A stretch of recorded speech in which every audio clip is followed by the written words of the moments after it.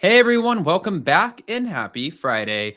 All right, guys, well, we're getting ready for the weekend, but before we do, well, you know that everyone's going to be responding to this one-on-one, the one-on-one between Rachel Leviss and Bethenny Frankel. Well, we're going to break this down because Bravo has officially responded and Lisa had more to say after some of Rachel's claims. And if I call her Raquel, then I will get in trouble. So I'm going to keep trying to remember Rachel. Okay, do all the YouTube things, smash that like button, show some love, and let's jump right in. It's time for all your binge-worthy pop culture news. Welcome to Up and Adam. All right, guys, so we have to get into this because, well, Bravo and Lisa, they've responded. Let's start with the Lisa Vanderpump of it all. I mean, wild. Okay, Lisa Vanderpump confirms Raquel's exit. Obviously, we know that, but the cast doesn't believe anything she says. That's what she said. Now, Lisa Vanderpump confirmed that Raquel will not be returning to Vanderpump Rules, saying there's no point for her to come back because the cast does not believe anything that she says. She told TMZ, when she was in the facility, her team texted and emailed us. Now, as you guys remember, she was in a mental health facility in Wickenburg, Arizona, and this was her way of trying to work on herself. We wanted to make sure that she was in a good place first, and then I was going to do a one-on-one with her. And this is coming from Lisa. So Lisa was the one who was going to do the one-on-one. She talked about it, meaning coming back. Her team reached out, but in the end, I think she decided not to. The cast doesn't really believe anything that she says anyways, so there's really no point in her return.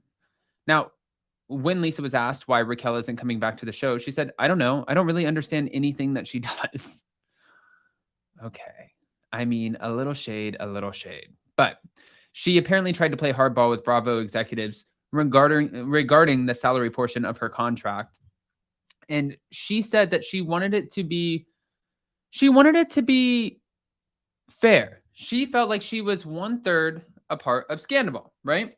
Scandal took 3 to tango when really Ariana didn't even know she was tangoing with anybody. But she feels like she should have been treated as an equal to Ariana and Tom. She should have gotten paid the same, and she wanted for Bravo to pay for her mental health treatment, her going into this facility. Now, did she get the facility paid for? No. Did she get the same pay as Tom and Ariana? No. Okay, hold on, mate. Now, when quizzed on the rumors that the show won't be as successful without Raquel, Lisa laughed and said it was successful before her and before she wanted to join and hooked up with James Kennedy. Raquel recently sat down for this tell-all, as we know, and she did say, this was Bethenny, or what she told Bethenny, I think he was being rewarded for the scandal of it all, talking about Tom Sandoval. He's not technically a producer, but he's been on the series from day one. I don't know if I'm able to disclose this information, but he did tell me during negotiations for season 11 that he was offered a producer credit for season 11. But Lisa called this hilarious. No, he's not going to be a producer. I'm the executive producer and creator of the show, and I've never heard that before. But I really don't understand anything that she says. Okay. There's another person who wanted to respond to some of these claims that were made in this one-on-one. I don't know what is going on with this Johnny Bravo hair, but it is all over the place, and I'm just willing to accept it today. There's another person who wanted to get into this, and let's play her video really quick. Kristen Doty, front and center. Okay, let me clarify one more time. All I'm saying is I have not listened to Bethenny's podcast with Rachel. I saw a TikTok that had a clip that had my name in it, so that is what I was responding to. I am now hearing all sorts of things that were also said. I have no idea. All I'm saying that I want to clarify is that obviously I agree with what Rachel says about you know who.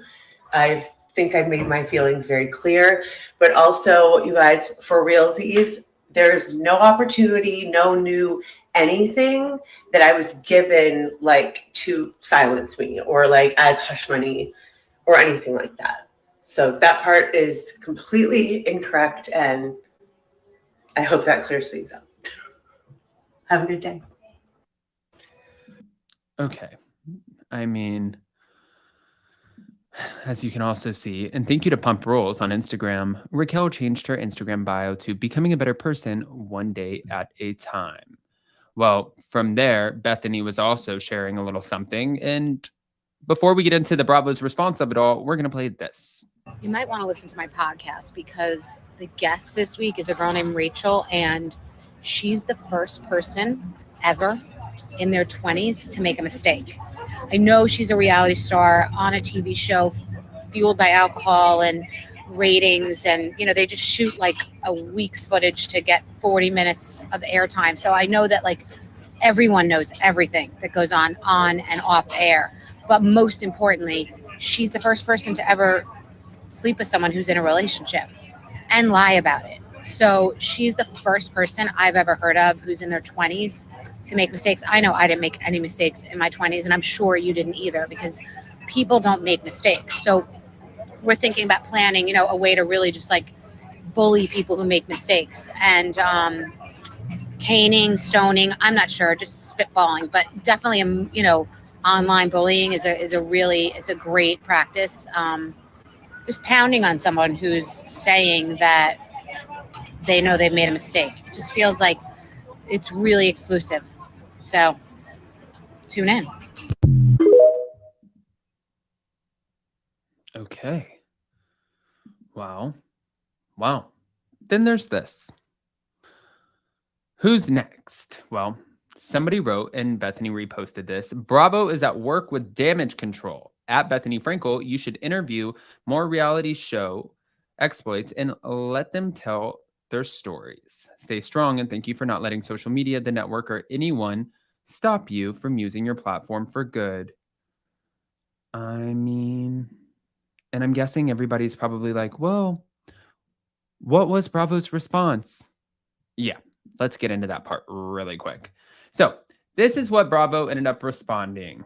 When it came to the accusations that were made, and there were a few of them, again, especially like the producer one, Bravo said, Tom Sandoval was never offered a producer credit on season 11 and has had absolutely no creative control over editing during any season of Vanderpump Rules. Okay. The network also released a statement to Us Weekly in regards to Raquel's claims regarding Kristen being silenced with the spinoff. And remember, she said Kristen was just starting to talk about her tumultuous relationship with James Kennedy and what happened behind closed doors. Then all of a sudden she's presented with the spinoff. I believe it was a way to silence her, to keep that under wraps so that the longevity of Vanderpump Rules can continue. I've seen him be a violent person, so I have no doubt that what she's saying is true. I hope that one day it will come to light and that there will be justice. Well, a Bravo spokesperson also insisted Kristen Doty was one of the people approached for an upcoming spinoff because she is a part of the friend group that is featured on the new show. I mean, like, where do you even go from here with this? This is like, they responded. They said this isn't true. And then you're going to see, I'm sure, comments where some people are going to be like, well, of course they said that. And then other people are going to be like, I didn't think it was true to begin with. So definitely pop off in the comments and let us know what side of the line you're standing on, because I am so curious. On your way out, don't forget to smash that like button, show some love. And I hope you guys have a great weekend. We'll see you soon. Bye, guys.